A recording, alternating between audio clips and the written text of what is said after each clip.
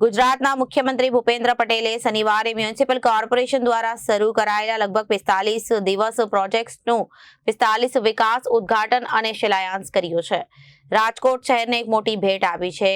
આ પ્રોજેક્ટ્સનો કુલ ખર્ચ ₹751.20 કરોડનો છે. આ દરમિયાન મુખ્યમંત્રી ભૂપેન્દ્ર પટેલે 119.5 કરોડના ખર્ચે બનેલા નવા EWS ઘરોનું પણ ઉદ્ઘાટન કર્યું. આ ઘરો દ્વારા પ્રધાનમંત્રી આવાસ યોજના હેઠળ 1010 પરિવારોને આધુનિક ઘરો પૂરા પાડવામાં આવ્યા.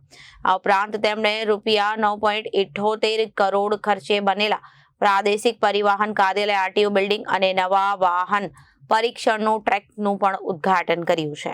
શહેરના પ્રમુખ સ્વામી સભાગાર ખાતે આયોજિત એક કાર્યક્રમને સંબોધતા મુખ્યમંત્રી પટેલે જણાવ્યું કે રાજકોટ આજે 751.20 કરોડના વિકાસ પ્રોજેક્ટનો લાભ મેળવવા જઈ રહ્યો છે, જે જીવન જીવવાની સરળતા અને સારી રીતે કમાવો, સારી રીતે જીવો અને વિઝનની પ્રેરિત છે. તેમણે વધુમાં જણાવ્યું કે જાહેર કર્યા માટે વિકાસ આયોજન અને નાણાકીય વ્યવસ્થાપન દ્રષ્ટિએ ગુજરાતમાં પ્રદેશ પ્રથમ ક્રમે છે. આ કાર્યક્રમ દરમિયાન મુખ્યમંત્રીએ જનતાને ખાતરી આપી કે નાગરિકોના કલ્યાણને લગતા કોઈ પણ મહત્વપૂર્ણ વિકાસ કાર્ય બાકી રહેશે નહીં, પરંતુ હવે રાજ્ય સરકાર આયોજિત વિકાસ પ્રોજેક્ટ્સને સમયસર મંજૂરી આપે તે સુનિશ્ચિત કરે છે. તેમણે ચાલુ કાર્યોમાં ઉચ્ચ ગુણવત્તા અને ધોરણો જાળવવાની જરૂરિયાત પર આભાર મૂક્યો છે.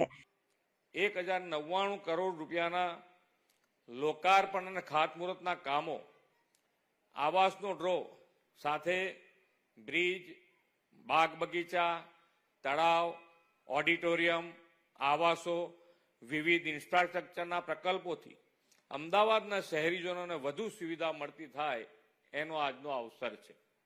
શ્રી મોદી સાહેબના પ્રયાસોથી અમદાવાદને વર્લ્ડ હેરિટેજ સિટીનો દરજ્જો પણ મળ્યો છે. અમદાવાદ શહેર તેની વૈશ્વિક પ્રતિભા જાળવીને અદ્યતન વિકાસમાં આગળ વધી રહી અને વિકાસ બી પણ સાકાર કરે અને લોકોની સુખ સુવિધા વધે તે માટે અમારો સતત પ્રયાસ રહ્યો છે. આ મહાનગરને ઇન્ફ્રાસ્ટ્રક્ચર ફેસિલિટી વધારતા કામોની વણઝાર છેલ્લા 5 વર્ષમાં આપી છે.